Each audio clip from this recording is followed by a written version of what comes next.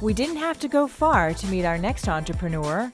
Just upstairs at the Dana Warp Mill, we visited the beautiful studio of Ebenezer Akakpo. Hi, Hey, Ebenezer. hello, how are you? It's really nice to see you. He's a jewelry designer who incorporates the symbols of his homeland of Ghana.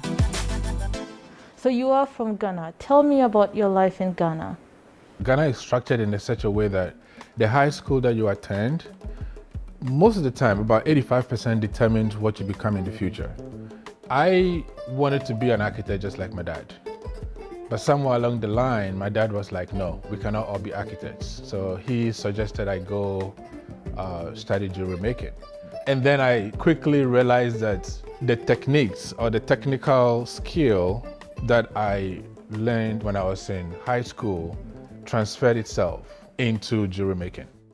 It seemed like you were actually destined to end up in Maine. So tell me how you ended up here. There was a lady by name Akakpo Co. Every Wednesday, she hosts a seminar and we'll talk about American schools. So I went to one of those seminars and then she directed me to go do my research.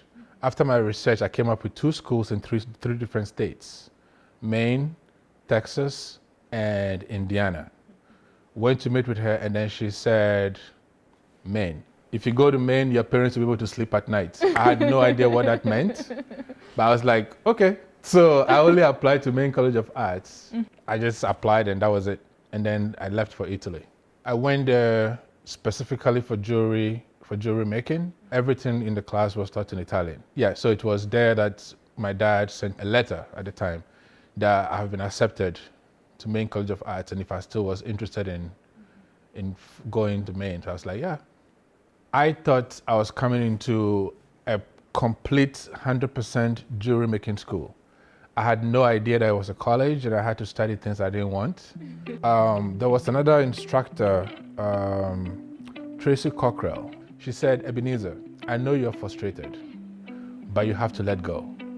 If you let go, you begin to understand why you are here, and then you begin to understand that the things that you are studying is going to help you back in the future.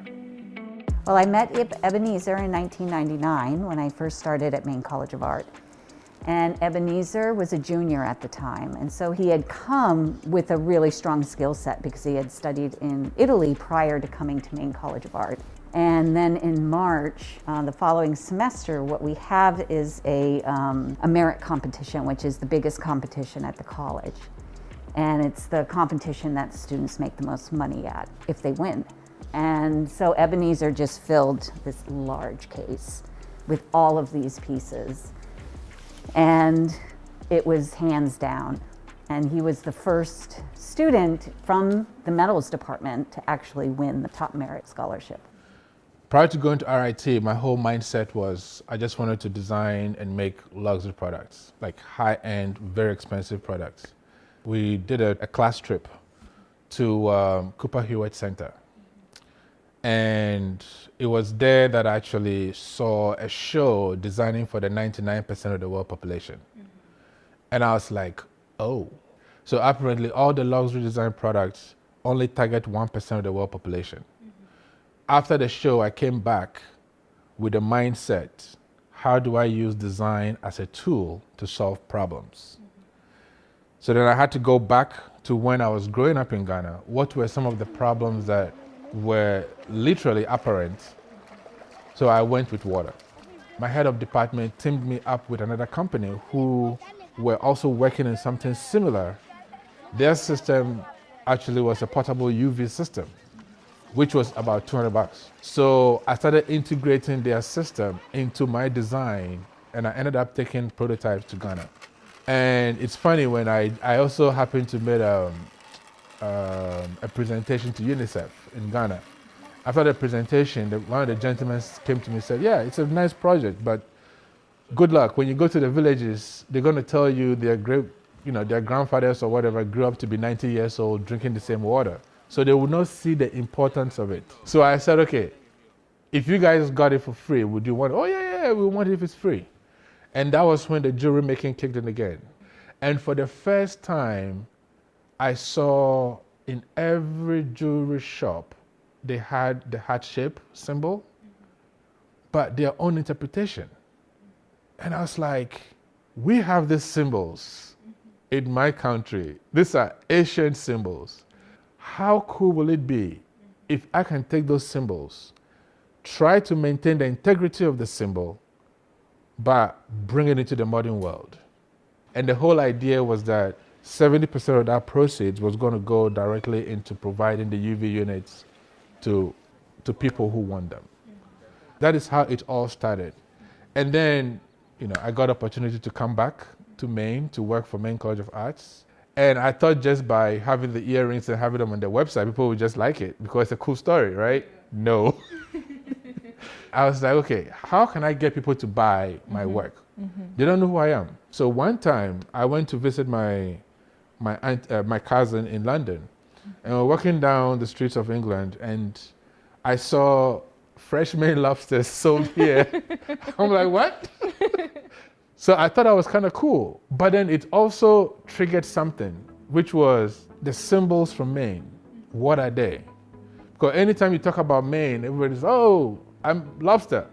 And I'm like, no, there is more than that. There is a chickadee, there is a pine cone, there is a lighthouse, there is a moose, there is a deer, black bear. I started thinking, what if Maine was my world? And I had to describe the world of Maine with symbols, right? How would it look like? Maine culture. Please tell me more about the symbolism and what that means to you. So the 12 that I use primarily in all my work is only God, hope, bravery, friendship, endurance, unity, patience, unity in diversity, which is primarily two crocodiles sharing the same belly, but then when it's time to feed, they fight each other for the food, but the food is going into the same stomach.